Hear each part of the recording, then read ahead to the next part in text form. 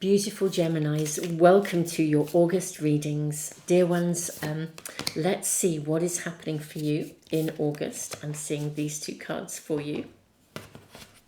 What is happening, please, Spirit? May we ask very kindly for my beautiful Geminis, what is happening in August? Welcome everybody. Welcome back if you're returning. Welcome if you're new. Beautiful souls, I usually do extended readings that are on Patreon and in my YouTube members area. I won't be doing those this month just because of the passing of my mum. There is much to do and I'm really navigating my energy, and thank you so much all of you for your love and your support and your care, and just all the messages. I'm absolutely blown away. I shall hopefully pop some extras in for you at some point if you're a Patreon member or a YouTube member, but thank you for bearing with me. Okay, so we have these cards. Although we have the Akashic Tarot in here, they are largely your Oracle cards. And then we'll draw more tarot cards in a moment. I'm seeing this and these two. So what is happening for my lovely Geminis in August? Let's find out. You have Mish, Divine Madness, and you have the Morrigan, Death and Rebirth. This feels quite exciting, actually.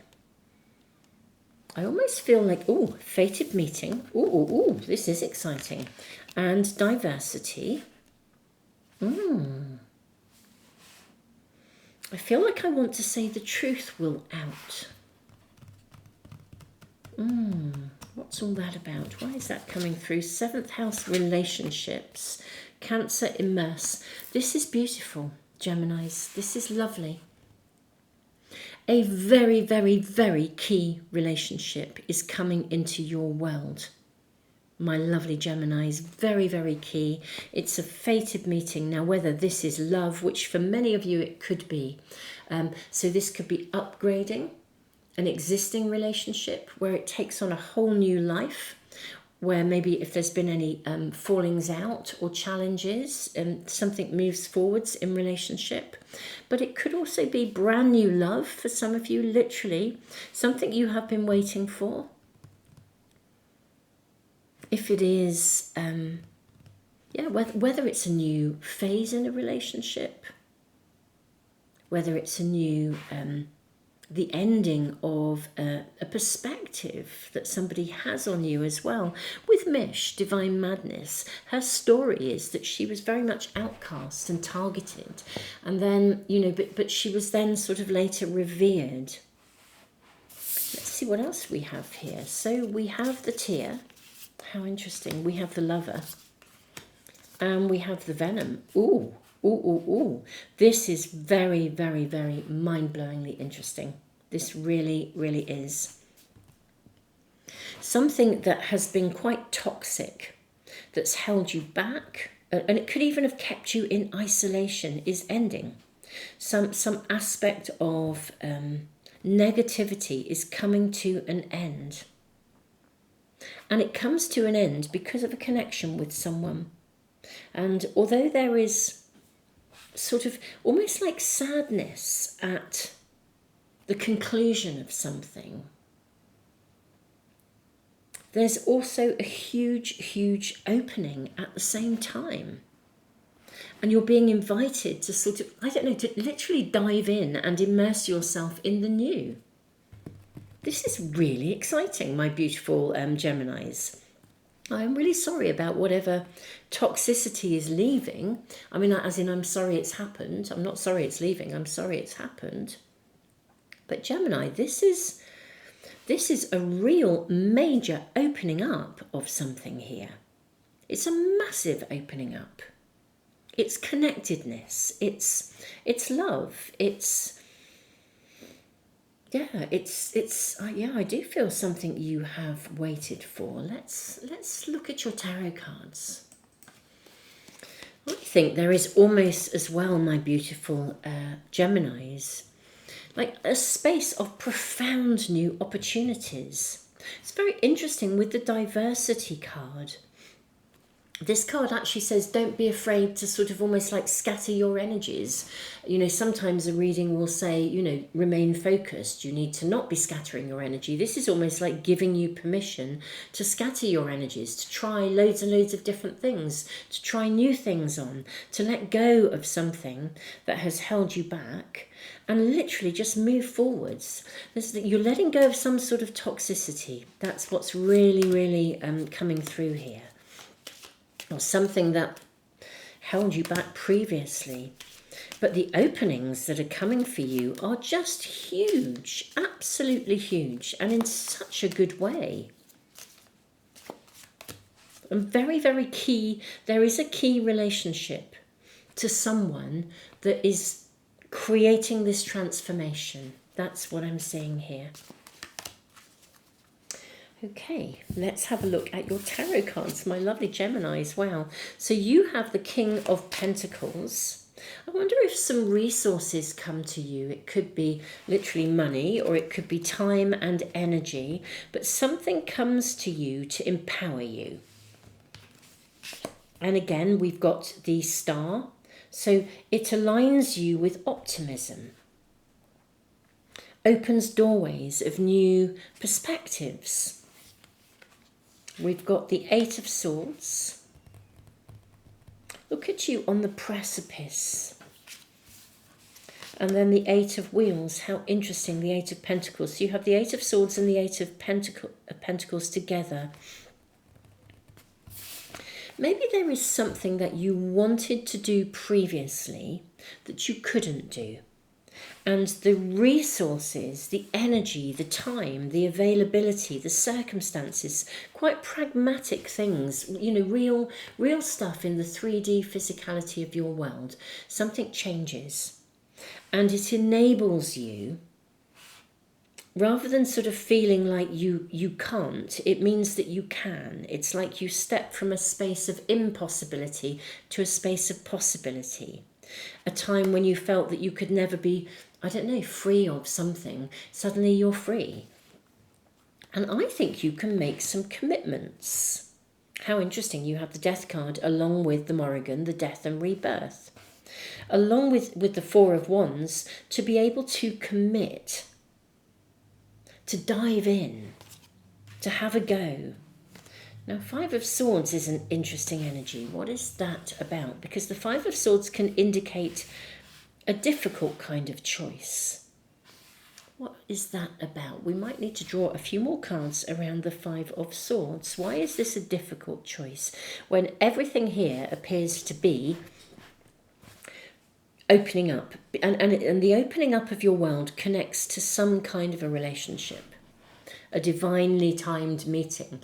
Could be a new friend. It could be even a community group, I suppose. But it could be a lover. It could be a new partner. It could be a business partner. But this is absolutely ending a period where you have felt isolated.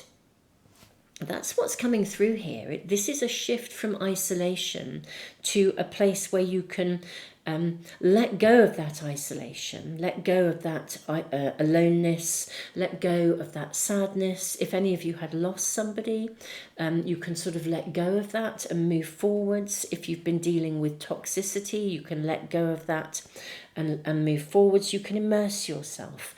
But why the Five of Swords, my lovely Geminis? Let's draw cards around this. Let's find out why is there conflict around such a space of opportunity? May we kindly ask for my lovely Geminis, why is there conflict around this space of opportunity? What is this about? Let's have a look and see. So we have the High Priestess. She's holding a key. Okay, where should we place these? Let's put these down here. We have the Seven of Pentacles. Then we've got the Ace of Pentacles. Then we've got the Two of Cups. Oh, okay. This is actually quite okay. Then we have the Empress, and then we have the Seven of Cups. Okay, this is fine. Do you know, I was sort of thinking, why would there be conflict when there is so much positivity coming through in your reading? The conflict is actually the scope of choice, which feels just fine. It's like working out what really matters. Where do you now you are in a space where you can dive into something and release yourself from something. It's like moving from the shadows into the light, moving from impossibility to possibility. And it's almost kind of like the possibilities are so big and so enormous and so amazing. It's almost as though the possibilities are quite overwhelming. So if you came into money, for example, it would be like, well, where do I put this money? Where should I invest in? What should I do? Almost as if you could get bound up in the headspace of slightly tangling yourself in impossibility, even though possibility sits in front of you, which is amazing. And actually, what your cards are suggesting here is think about what you want to invest in. You might want to sort of like, again, just try things on for size. Test the waters. Have a go at this, have a go at that. Think about the scope of possibility rather than diving into one vision of what you think something could be.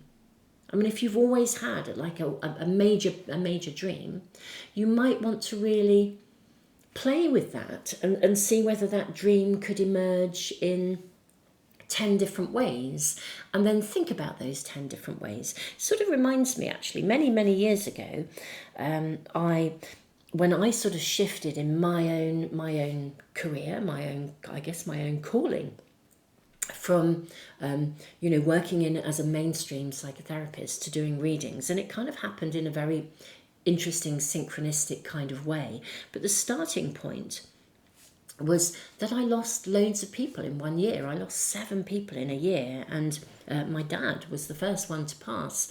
And I reached this point where I thought I really need to shift and change, and I kind of downsized and moved to the coast, because I moved to a lovely little place next to water, which I think I really needed at that time to kind of process what was going on, and I started writing. But even with that move, I needed to I needed to go and visit lots of different places before I decided where to move to. I knew I wanted to be by water, but I explored loads of different areas before actually diving in. And I even considered, just rather than like buying a place, renting somewhere just to see what it felt like. And it was curious because I did sort of in the end dive in, and I was there for a couple of years. And then I realised from that experience that it was not the right place for me permanently. It had been just the right place for me at that moment. And the whole sort of transition to working like this had taken place while I was there. And then I kind of changed and moved somewhere else because I knew it was not the right place permanently, but it was the right place there and then. And I kind of feel like there are going to be a lot of options available to you. And what you're reading is almost opening up is this idea of choice within choice. And I think the conflict may be for some of you that you think, how and where should I invest my resources? What should I be doing? And I think the answer really is going to be test the waters. See, try it on for size. I don't think you have to rush to commit to something. I think energy, time, resources are available. For some of you, if it's new love, run with the new love. This appears to be happening. It looks amazing. Immerse yourself in this relationship, but also let it grow organically. See where it's taking you. Discover one another, and let those choices unfold in a sort of a collective way. So there's something here about quite a lot of advice and guidance coming through for you, I think, Gemini, in terms of shifting from a place where you have felt as though stuff can't move forwards, where you feel kind of somehow isolated, to a place where choices seem almost quite overwhelming. or so big and so full of possibility. On the one hand, you could feel absolutely elated. On the other hand, you could try to prescribe what's happening, when maybe you just need to dive in and discover. Let things unfold, nurture things into a space of possibility. With the Empress energy, what I see is that something utterly gorgeous and delicious is unfolding for you, whatever that is. And the scope of what this can become is really, really delightful with the Seven of Cups. You're going to be able to really think about and indeed feel your way into what really matters to you. And this is wonderful. And the only way to do this is to dive in and give it a go. Try it on for size with a really open mind in terms of how things might then unfold. I'm incredibly excited to be doing your readings for September, to find out all about what is unfolding and how things are panning out for you, Gemini. This is exciting. This is a monumental move. And just from sort of darkness into sort of light, from impossibility to possibility, and it's absolutely heavenly. So dive in. This is very permission giving, it really is. Dive in. Don't be like a bull in a china shop. You don't have to like dive in and go all out. Just let it unfold. Don't worry about it. Don't get tangled in any kind of internal thoughts of impossibility. Just allow things to unfold naturally, and truly all will be well. All will be well. Let it unfold. It's almost like immerse yourself in life and let life come to you. Let the sea of life wash over you. And just see and then make choices along the way. It's a very big shift for you, this change. It really, really is. I'm seeing a huge landmark, a huge landmark shift. And it's very much in the physicality and the sort of the real 3D of your world.